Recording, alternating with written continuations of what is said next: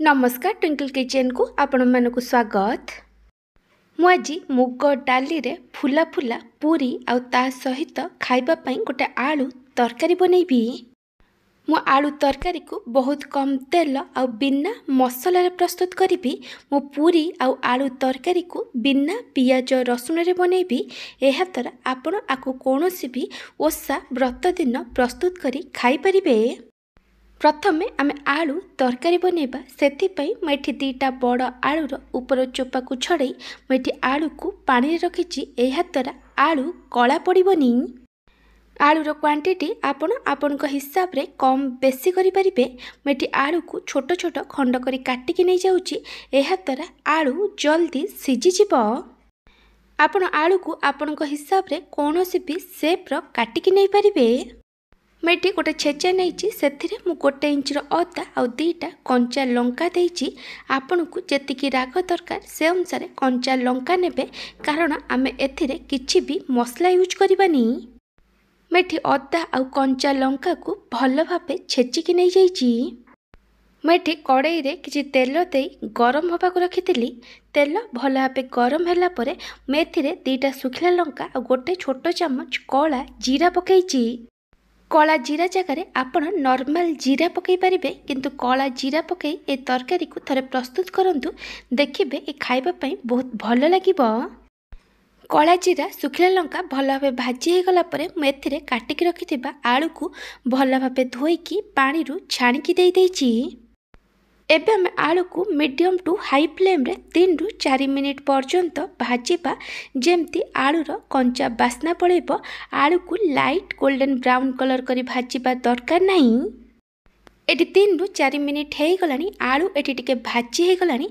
आलू को आपण एतिकी भाजीबे, आलू को आउ अधिक भाजीबेनी। एबे हम एथिरे छेचिकी रखिथिबा अदा आ कंचा लंका को देई दबा आ सबु को भल भाबे मिक्स करी आमे को हाफ रु 1 मिनिट पर्यंत भाजीबा।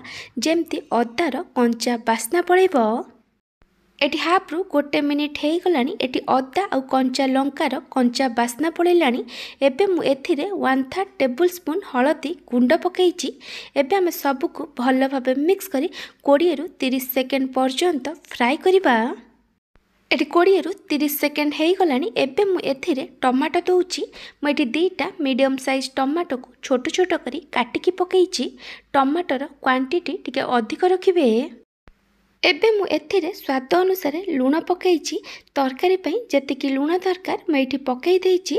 एबे हम सबु को भल भाबे मिक्स करि दबा।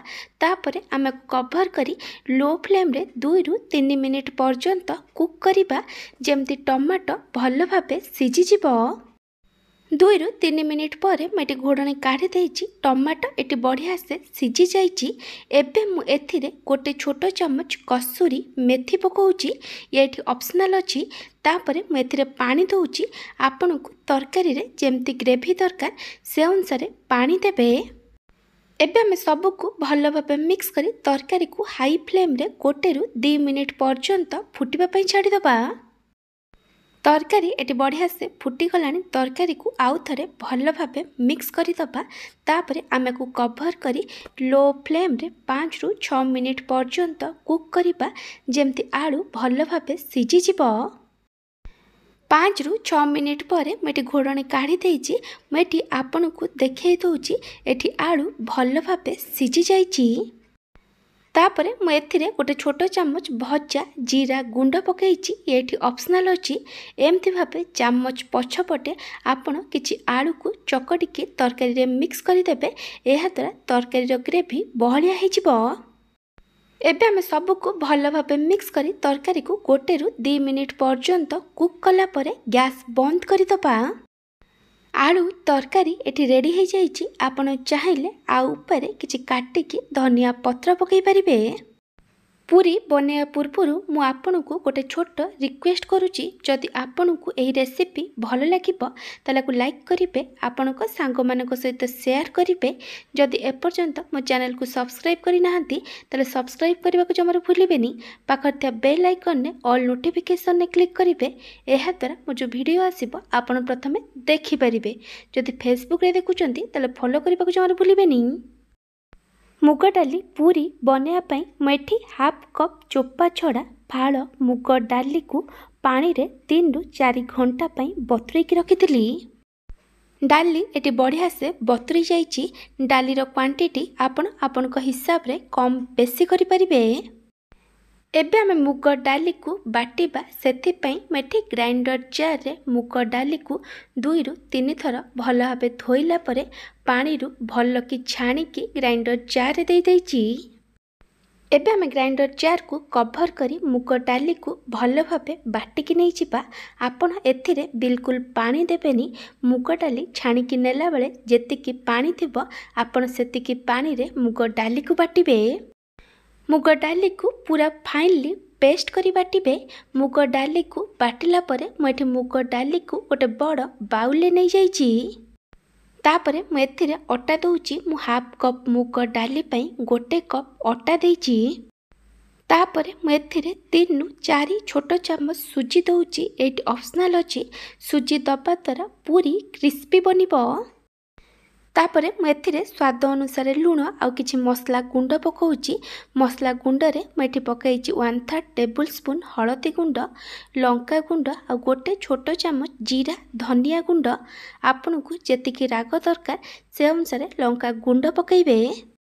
लंका गुंड जगार आपण चाहिए मुग डाली सांगरे आपनकु जेतिकी राग दरकार से अनुसार कंचा लंका को भी बाटिकी नहीं पारिबे। तापरे मु एथिरे 2 छोट चामच कसुरी मेथी देइची। आपण एठी किछि काटिकी धनिया पत्र को भी पकई परिबे। तापरे मु गोटे छोट चामच जुआणी को हाथ रे टिके घसिकी दे दउची। जुआणी खाइबा हजम करिबारे सहाय्य करिथाए आ ए पूरी रे जुआणी रो टेस्ट भी बहुत भल लागिथाए। एबे हमें धीरे धीरे सबको भल भाबे मिक्स करी अटा को चकटिबा। जदि आपन को ए टिके टाण लागुथिबो ताले आपन एथिरे पानी मिक्स करी अटा को चकटिबे। जदि अटा चकटा नरम लागुथिबो ताले आपन एथिरे आ अधिक अटा मिक्स करि परिबे। ए अटा चकटा को टिके नरम करी चकटिबे कारण आमे एथिरे सुजी देइचे। आमे जेतेबेले अटा चकटा को रेस्ट करिबा सुजी फुलिबो आ पानी को सोक करिबो। अटा को भल भाबे चकड़िला परे आमे को कवर करी 10 मिनिट पई रेस्ट हवा को दबा। 10 मिनिट परे मेटी घोड़णी काढ़ी देइछि। अटा को आमे आउ तरे भल भाबे 2 रु 3 मिनिट पर्यंत चकटी दबा। तापरे आमे अटार गुळा बनेइबा। आपण को जो साइज रो पूरी दरकार से अनुसार गुळा बनेबे। एबे आमे ए अटा गुळा को बेलिबा। सेथिपई मैं अटा गुळा को सुखिला अटारे टिके डस्ट करि देइछि। आपण चाहिए पूरी को तेल लगे बेली पारिबे। ए पूरी को बेसी पतला बेलिबेनी। ए पूरी को टिके मोटा रखिबे। मैं गोटे पूरी बेली देइछि। एमती भाबे आमे बाकी सब पूरी को बेलिकी नै जिबा। पूरी को आपण बेसी पतला कि बेसी मोटा बनैबेनी। मुझे किछि पूरी को बेली देइछि। चलतु एबे आमे ए पूरी को छाणीबा। सेथिपई मेठी कड़ाई रे किछि तेल दे गरम हवा को रखिथिली। तेल भल भाबे गरम होला परे आमे एथिरे पूरी को दे दबा। पूरी को हल्का हाथ रे धीरे धीरे प्रेस करिबा जेमती पूरी भल से फुली जिवो। पूरी भल भाबे फुली गला परे पूरी को लेउटेई दबा। आ आरपट साइड को हाफ रु 1 मिनिट पर्यंत कुक करिबा। ए पूरी एठी रेडी हो जाइछि। एमती भाबे आमे बाकी सब पूरी को भी बनेई दबा। मु आपन को आउ गोटे पूरी बने की देखे दउची। देखि परथिबे ए पूरी केते बढ़िया से फुलीची। जदि आपन को बिना पियाज रसुण रे मुग डाली पूरी आउ आलू तरकारी रेसिपी भल लागिथिबो ताला को लाइक करिवे। आपनक सांग मानक सहित शेयर करिवे। जदि एपर्यंत मो चैनल को सब्सक्राइब करि नाहंती ताले सब्सक्राइब करबा को जमारे भूलिबेनी। पाखरता बेल आइकन ने ऑल नोटिफिकेशन ने क्लिक करिवे। एहा द्वारा मो जो वीडियो आसीबो आपण प्रथमे देखि परिबे। जदि फेसबुक रे देखुचंती ताले फॉलो करबा को जमारे भूलिबेनी। Thank you for watching.